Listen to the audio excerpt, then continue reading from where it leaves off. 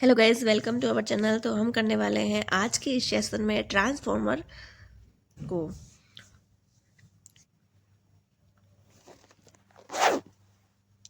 तो जैसे ही देखते हैं, ट्रांसफॉर्मर जो टॉपिक है बहुत ही इम्पोर्टेंट है, जहाँ से हर बार क्वेश्चन देखने को मिल जाता है। तो बिना टाइम वेस्ट के स्टार्ट करते हैं आज का अपना सेशन। जैसे कि आप देख रहे हैं, transformer is an AC machine. Transformer AC पे ही वर्क करेगा, ट्रांसफार्मर कभी भी डीसी पर वर्क नहीं करता है। तो आपको याद रखना है, ट्रांसफार्मर वर्क ऑन एसी। तो transformer is AC machine. The main advantages of alternating current over direct current is that the alternating current can be easily transferable from low voltage to high voltage to low. The main advantage जो alternating current का है वो ये है कि transformer में जो AC current होती है उसको इजीली हाई टू लो और लो टू हाई कर सकते हैं। वोल्टेज टू हाई और high voltage to low easily convert किया जा सकता है। इसलिए हम ट्रांसफार्मर जो मशीन होती है वो एसी पर वर्क करती है, उस एसी पे ही रखा जाता है। Alternating voltage can be raised और lower as per the requirement. Voltage को जैसे अपनी रिक्वायरमेंट है उसके हिसाब से इसको हाई कर सकते हैं और लो कर सकते हैं। In the different stage of electric network at generation, transmission, distribution and utilization, this is possible with a device called transformer. Transformer की मदद से हम हाई वोल्टेज को लो वोल्टेज में, लो वोल्टेज को हाई वोल्टेज में कन्वर्ट कर सकते हैं, जैसे वहाँ पर रिक्वायरमेंट होती है उसके अकॉर्डिंग। और ये वर्क करता है ओनली एसी पे ही वर्क करता है। अब ट्रांसफार्मर एक्चुअल होता क्या है? तो transformer is a static piece of apparatus by means, ये क्या होता है? स्टैटिक डिवाइस होता है, मूवेबल नहीं होता है, एक जगह पे फिक्स हो जाता है। Static device which electrical power is transferred from one alternating current circuit to another with the desired changes in voltage और current without any change in the frequency. Frequency को बिना चेंज किए ये क्या करता है? वोल्टेज को high to low to high और करंट को भी हाई टू लो और लो टू हाई को कन्वर्ट करता है। Principle of operation. अब इसका प्रिंसिपल क्या होता है, किस पे वर्क करता है, उसके बारे में अच्छे से पढ़ते हैं। जैसे कि डायग्राम देख ही रहे हैं, it is a static machine. It works on the principle of statically induced EMF. किस पे वर्क करता है?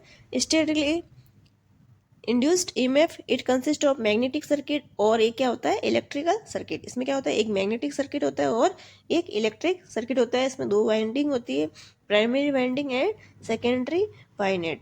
और कोर को लैमिनेटेड किया जाता है।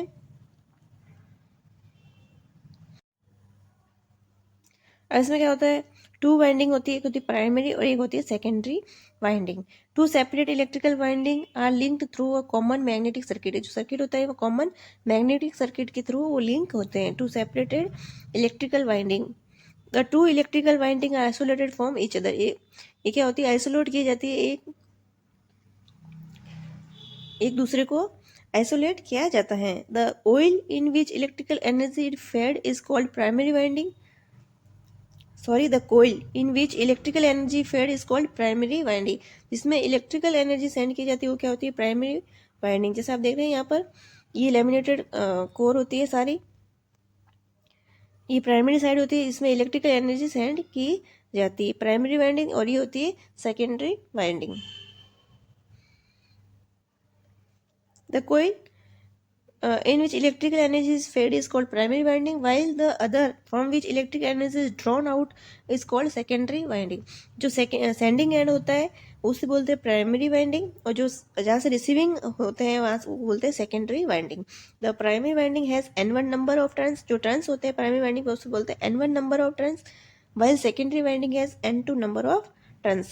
When primary winding is excited by alternating voltage say V1, जब voltage V1 दिया जाता है प्राइमरी वाइंडिंग पे, it circulated alternating current I1, उसमें क्या होता है? I1 करंट फ्लो होने लग जाती है। This current produces an alternating flux phi which completes the path through the common magnetic core. अब देखेंगे यहाँ से, ये प्राइमरी वाइंडिंग है, इसमें नंबर ऑफ टर्न्स जो है वो कितने हैं? n1, और इसमें नंबर ऑफ टर्न्स है वो क्या है? n2। जब यहाँ से वोल्टेज दिया जाता है तो वोल्टेज देने पर इसमें करंट प्रोड्यूस होगा, और करंट की वजह से इसमें क्या होता है? फ्लक्स प्रोड्यूस होगा। ये फ्लक्स इसमें प्रोड्यूस होगा। तो electrical circuit produce magnetic circuit, तो फ्लक्स प्रोड्यूस इलेक्ट्रिकल सर्किट की वजह से फ्लक्स जो है वो प्रोड्यूस हुआ।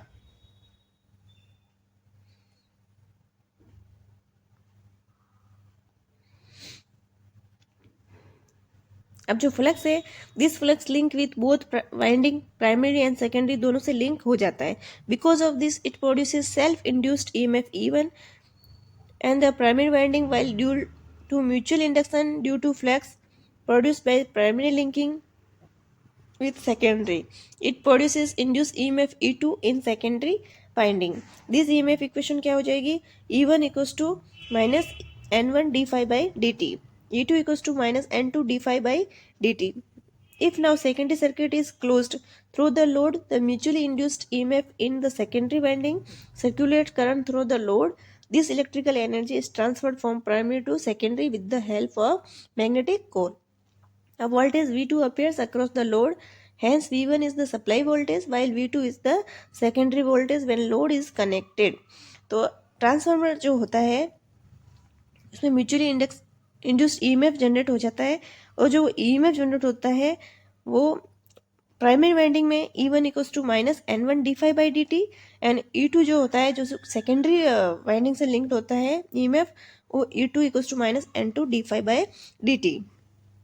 अब जो ट्रांसफार्मर जो इक्वेशन होती है V1 upon V2 equals to N1 upon N2, तो आपको याद रखना है ये अच्छे से, V1 upon V2 equals to N1 upon N2, इसको ट्रांसफॉर्मेशन रेशियो कहते हैं। और यहाँ से अपन V2 को निकाल सकते हैं, V2 equals to V1 N2 upon N1, तो यहाँ से N1 को भी निकाल सकते हैं, V1 को निकाल सकते हैं, V2 को निकाल सकते हैं और N2। और K क्या होता है, ट्रांसफॉर्मेशन रेशियो, इसको N2 अपॉन N1 और V2 upon V1 E2 upon E1 आपको याद रखना है।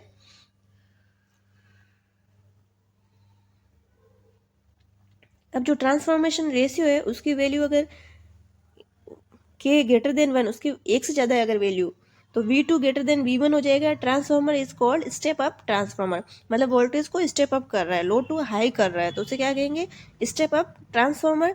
कब, जब K की वैल्यू ग्रेटर देन 1 होती है। K क्या होता है, transformation ratio. If K is less than 1, V2 कम हो जाएगा V1 से, transformer is called step down transformer. K equals to 1, then V2 equals to V1, then transformer is called 1 to other transformer. ये same जो voltage primary पे होगा उस वही वोल्टेज सेकेंडरी पर मिलेगा, तो इसे क्या कहेंगे, V2 इक्वल्स टू V1 हो जाएगा, K क्या हो जाएगा, 1 हो जाएगा।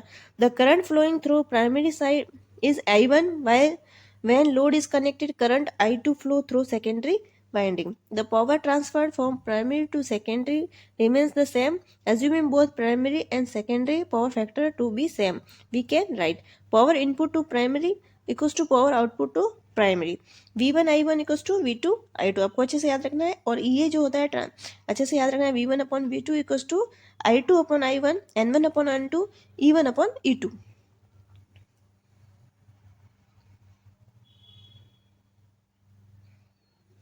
अब अगला है कंस्ट्रक्शन ऑफ ए ट्रांसफार्मर।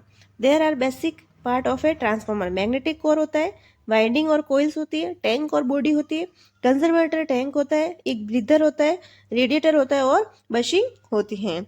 तो ट्रांसफार्मर के मेन पार्ट्स जो होते हैं उसमें मैग्नेटिक कोर, वाइंडिंग और कोइल, टैंक और body, conservator tank, breather, radiator और बशिंग होती हैं। नेक्स्ट देखते हैं।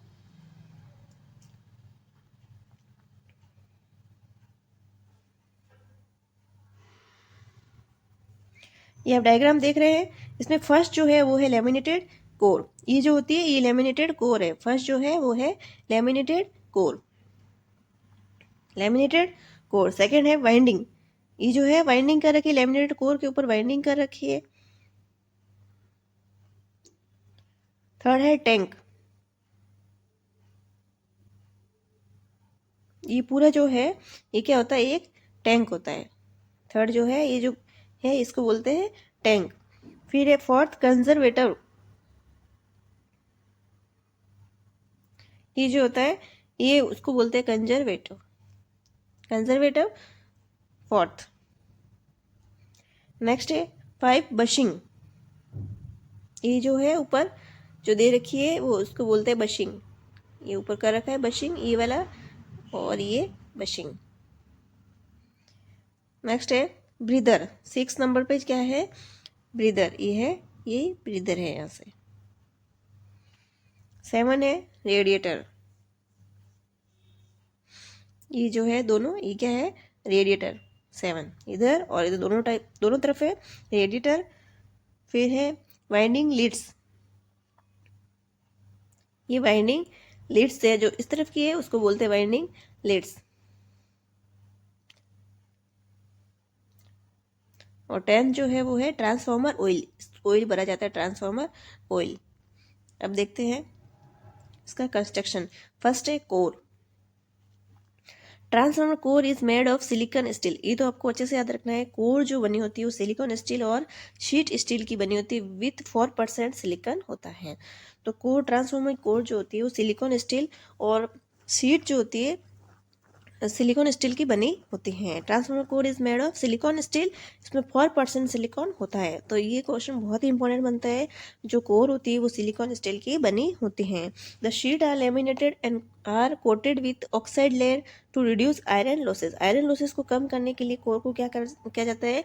लेमिनेटेड किया जाता है with oxide layer to reduce iron losses. The thickness of lamination की thickness क्या होती है? 0.35 mm for 60 Hz and 5 mm for 25 Hz. The core of the transformer is either square or rectangular in size. जो core होती है उसका जो shape होता है या तो रेक्टेंगुलर लेंगे या स्क्वायर लेंगे, या तो स्क्वायर लेंगे या फिर रेक्टेंगुलर लेंगे। तो आपको याद रखना है। It is further divided in 2 parts. Core जो होती है 2 पार्ट्स में डिवाइड होती है। The vertical portion on which coils are bounded is called limb, while the top and bottom horizontal portion is called yoke of the coil. ये जो होती है इस तरह की उसको बोलते हैं कॉल्ड लिम्ब। वर्टिकल जो होती है उसको बोलते हैं लिम्ब, और जो हॉरिजॉन्टल होती है portion is called yoke of the core. Core के 2 पार्ट्स होते हैं। जो वर्टिकल होती है उसको बोलते हैं लिम्ब, इस तरह की और इस तरफ की, उसको क्या बोलते हैं? लिम्ब। और जो हॉरिजॉन्टल होती है उसको क्या कहा जाता है? योक। और कोर किसकी बनी होती है? सिलिकॉन स्टील की बनी होती है। इसमें सिलिकॉन कितना होता है? 4% होता है। The core is made of lamination. Core को क्या किया जाता है? लेमिनेशन किया जाता है। Because of laminated type of construction eddy current losses get. Eddy current loss को कम करने के लिए कोर को लेमिनेशन किया जाता है। Generally high grade silicon steel lamination are used. Lamination किससे किया जाता है? जनरली जो यूज करते हैं उसमें होता है high grade silicon steel. This lamination are insulated from each other by using insulation like varnish से इंसुलेटेड किया जाता है। The purpose of the core is to provide magnetic path to flow reluctance between the two windings so that the total flux produced by one of the winding will be linked fully with the other winding without any leakage. दो core जो होती है transformer की वो क्या होती है? एक मैग्नेटिक पाथ को प्रोवाइड करवाती है ताकि रिलक्टेंस जो हो बिटवीन द 2 वाइंडिंग, दोनों वाइंडिंग के बीच में जो रिलक्टेंस हो वो क्या हो? कम हो जाए। So that total flux produce, और जो टोटल फ्लक्स जो होती है प्राइमरी साइड की वो पूरा जो टोटल फ्लक्स होता है वो पूरा सेकेंडरी में लिंक्ड हो जाए विदाउट एनी लीकेज, किसी तरह कोई भी लीकेज ना हो। इसके लिए हमें ट्रांसफार्मर की कोर को क्या किया जाता है? लैमिनेटेड किया जाता है। नेक्स्ट है winding.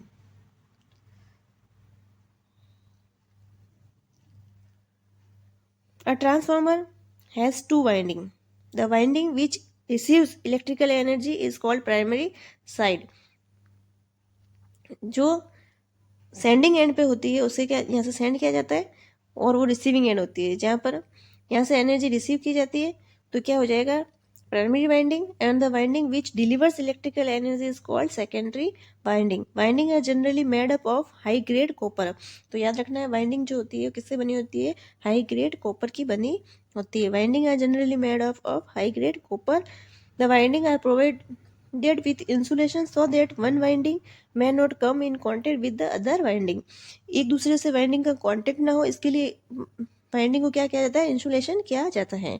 Generally cotton, paper and oxide layer is used as insulating medium. Next है टैंक और बॉडी।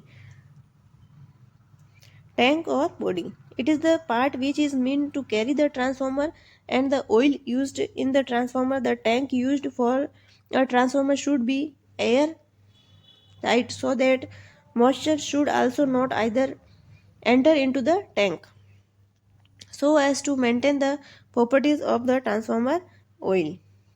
Next है transformer oil, it is the most important part of the transformer.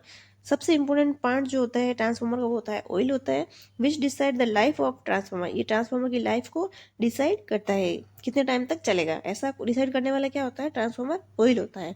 The oil that is used in a transformer should be safe guarded properly so as to have a good life for a transformer. Next है conservator tank. Next है conservator tank. When a transformer is oil filled and self cooled the oil in the tank is subjected to heat and thus will naturally expand and contract due to variation in the load current and is also subjected to seasonal variation. The conservative tank provides the means for the oil to settle down by expanding under heavy load. Oil को set करने के लिए जब ज़्यादा load हो या कम हो, oil को और नेचुरली वेदर के हिसाब से जैसे वेरिएशन आ रहे हैं, सीजनेबल वेरिएशन, तो उसमें क्या करता है, नेचुरली उसको एक्सपेंड करना है या contact due to variation in the load current, तो ये क्या होता है, कंजर्वेटर टैंक का वर्क होता है। ब्रीदर, नेक्स्ट है breather. Transformer oil should not be exposed to atmosphere directly because it may absorb moisture and dust from the environment and may lose its electrical property in a very short time. To avoid this from happening, a breather is provided. The breather completely prevents the moisture and dust from coming into contact with the oil in the conservator tank when they expand or contact. तो breather क्या होता है,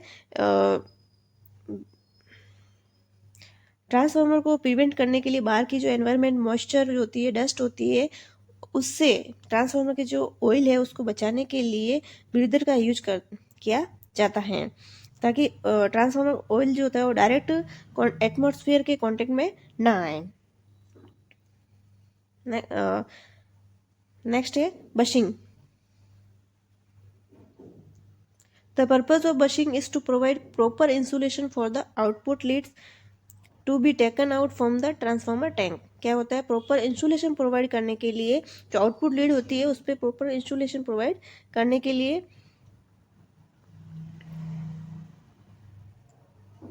बशिंग किया जाता है। Bushing are generally of two types की bushing होती है, पोर्सलिन टाइप और कंडेंसर टाइप। पोर्सलिन टाइप और कंडेंसर टाइप 2 टाइप्स की होती है, which are used for voltage rating 33 kV तक कौन सी की जाती है, पोर्सलिन के टाइप, और condenser type above 33 kV।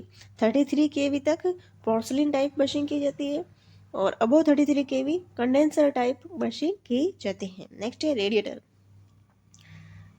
These are meant to increase the surface area of the tank, also to provide a path for the circulating of the transformer oil को path provide करना होता है, और surface area of the tank also increase क्या करता है, ये surface area of the tank को इंक्रीज करता है और एक पाथ प्रोवाइड करता है ट्रांसफॉर्मर ऑयल को। उसका काम, किसका काम होता है, रेडिएटर को।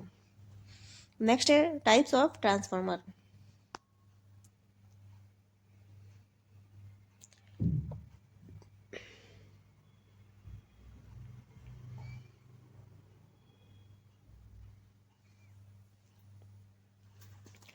Next है type of transformer. The transformer are classified based on the relative position and or arrangement of the core and the winding, based on cooling and based on voltage. Based on arrangement of the core and winding, transformer are classified as core type and shell type. अब core के basis पर transformer 2 types के होते हैं, core type and shell type. Core and the windings transformer are classified as core type and shell type. First है core type transformer.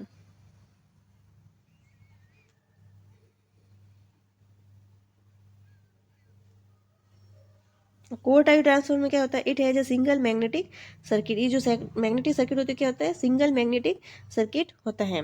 In this type winding encircles the core. ये winding जो होती है ये core के ऊपर एक circle shape में एनसर्कल्स द कोर, कोर को सर्कल के शेप में लेपित होती हैं. Coils used are of cylindrical type. इसमें जो कोइल होती है वो क्या होती है, सिलेंड्रिकल टाइप होती हैं. Such coils are bound in helical layer with different layers insulated from each other by paper, cloth, mica, etc. Core is made up of large number of thin lamination to reduce eddy current losses. The windings are uniformly distributed over two limbs and hence naturally cooling is more effective. The coils can be easily removed by removing lamination of the top yoke for maintenance. इसमें क्या होता है, coils को easily remove किया जा सकता है. ये प्राइमरी और ये सेकेंडरी कोर हो गई. इसमें एक सिंगल मैग्नेटिक पाथ होता है, सिंगल मैग्नेटिक सर्किट. और ये प्राइमरी साइड, ये सेकेंडरी साइड, ये सेंडिंग एंड होता है, ये रिसीविंग एंड होता है. Number of turns N1 primary side में, number of turns N2 in secondary side. Next है shell type transformer. It has double magnetic circuit. इसमें क्या होता है, मैग्नेटिक सर्किट क्या होता है, डबल होता है. शेल टाइप में क्या होता है, मैग्नेटिक सर्किट डबल होता है. In this type core encircles the most part of the winding. The core is again laminated one and while arranging the lamination, core is taken that all joints or alternator layers are staggered. This is done to avoid narrow air gap at the joint right through the cross section of the core. Such joints are called as overlapped. The coils are multi-layered disc type or sandwich type. Coils are placed on only one limb are surrounding by the core. So natural cooling does not exist. इसमें क्या होता है, natural cooling नहीं किया जाता है और double magnetic circuit होता है इसमें. और जो कोर को जो लेमिनेटेड किया जाता है वो क्या होता है, कोर की लिम्ब को जो लेमिनेटेड किया जाता है वो मिड में होती है. प्राइमरी और सेकेंडरी दोनों के क्या होती है, मिड में होती हैं.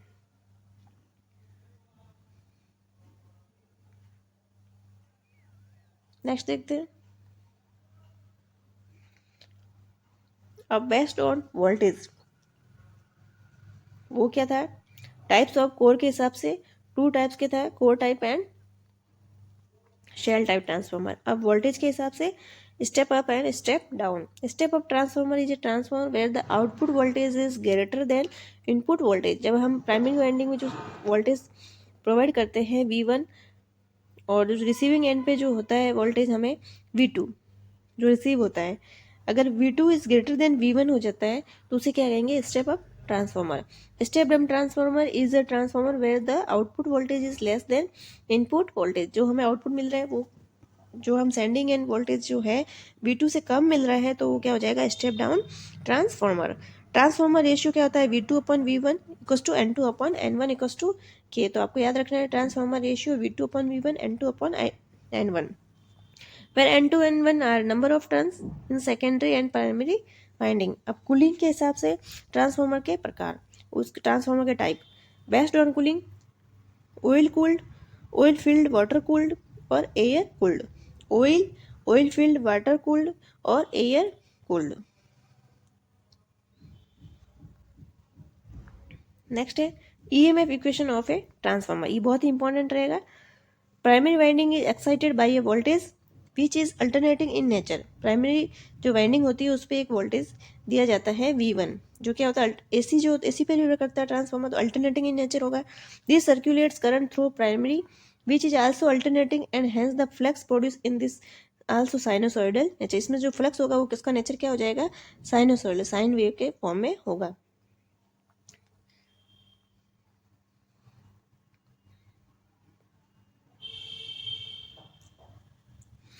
जैसे कि आप देख रहे हैं ये फ्लक्स जो प्रोड्यूस होगा वो साइन के फॉर्म में मिल रहा है हमें. टाइम T इक्वल्स टू क्या होता है 1/f. F क्या है, frequency, variation of sinusoidal flux.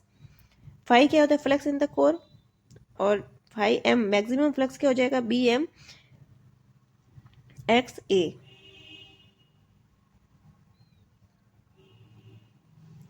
N1 number of turns in the primary winding और N2 number of turns in the secondary winding। F क्या होता है frequency of AC input in hertz।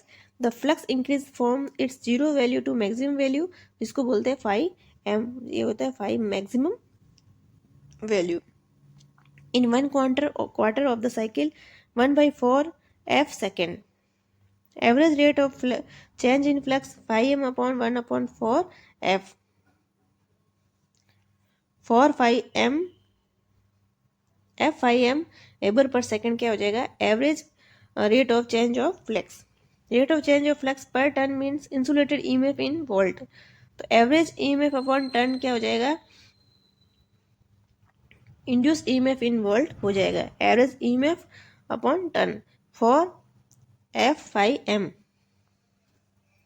The flux phi varies sinusoidally, then RMS value of induced EMF is obtained by multiplying the average value with the form factor। अब form factor क्या होता है RMS value upon average value, जिसकी value क्या होती है sine wave के लिए क्या होती है 1.11। तो आपको याद रखना है फॉर्म फैक्टर क्या होता है RMS value upon average value.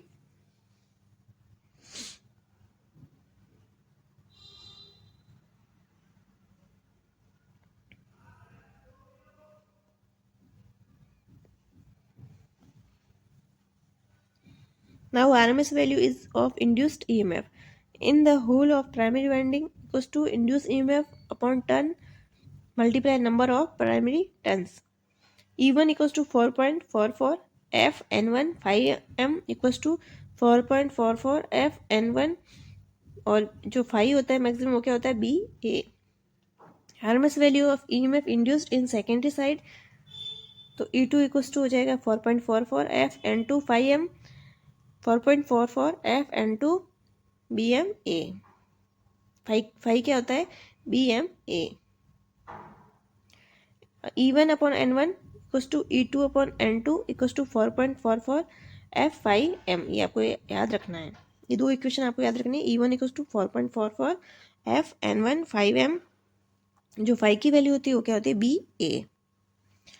That is EMF per turn is same in both primary and secondary winding. In an ideal transformer और नो लोड, जब लोड ही नहीं है तो V1 इक्वल्स टू E1 के इक्वल्स हो जाएगा और E2 इक्वल्स टू V2 के इक्वल्स हो जाएगा, where V2 is the terminal voltage. Ideal transformer is called ideal if it satisfy the following property. Ideal transformer में किसी प्रकार का कोई लॉस नहीं होना चाहिए, it has no losses. Its winding have zero resistance, winding का कोई रेजिस्टेंस नहीं होना चाहिए। लीकेज फ्लक्स एक जीरो होना चाहिए। 100% flux produced by primary link with the secondary. Permeability of core is so high that negligible current is required to establish the flux in it.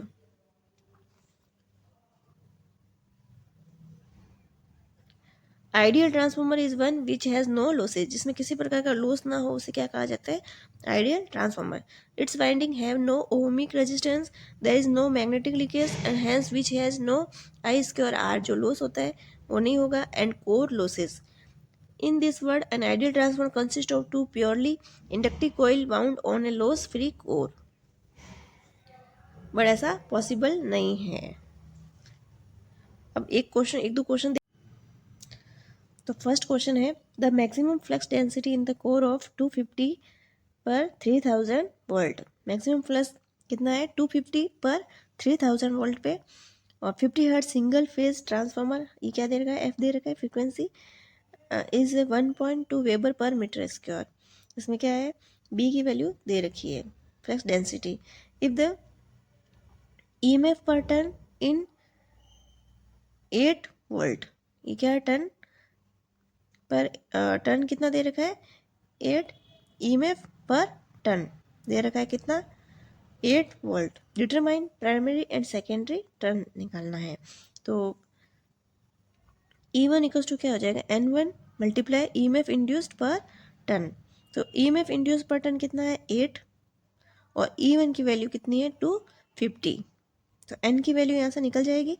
N1 equals to 250 N1 equals to 250/8 और 250 क्या है, E1 by EMF induced पर term, EMF per turn कितना 8। तो यहाँ से N1 की value मिल जाएगी सेम। अब N2 को फाइंड करना है, तो EMF इंड्यूस्ड पर टर्न, तो EMF हो जाएगा 3000 और टर्न की वैल्यू 8 आ जाएगी, तो आ जाएगा 375। तो N1 32, N2 375। सेकेंड है area of the core, area find करना है। E2 क्या हो जाएगा 4.44 F/N2 BMA। अब E2 की वैल्यू गिवन है 3000, 4.44 मल्टीप्लाई F की वैल्यू 50 दे रखा है, N2 की वैल्यू हमने फाइंड कर लिया 375 और B की वैल्यू 1.2 दे रखा है। A की वैल्यू यहाँ से फाइंड करना जो कि इजीली फाइंड कर सकते हैं, जिसकी वैल्यू आ जाएगी 0.03 मीटर स्क्वायर। तो आपको ये दो इक्वेशन अच्छे से याद रखना है, E1 and E2।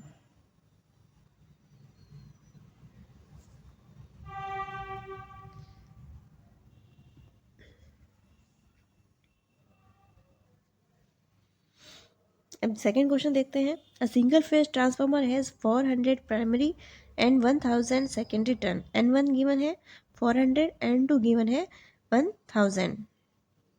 The net cross sectional area of the core is, अब एरिया दे रखा है हमें A 60 centimetre square. The primary winding भी कनेक्टेड टू फ्रिक्वेंसी दे रखा है एंड सप्लाई 8 जो 520 वोल्ट इवन दे रखा है। Calculate peak value of flux density, मतलब 5m याद कर निकालना है हमें। K इक्वल्स टू क्या होता है N2 upon transformation ratio N2 upon N1 जो क्या हो जाएगा 2.5। E2 upon E1 equals to होता है K और E2 इक्वल्स टू हो जाएगा K E1। तो यहाँ से E2 फाइंड हो जाएगा। नेक्स्ट है E1 4.44 F/N1 BMA।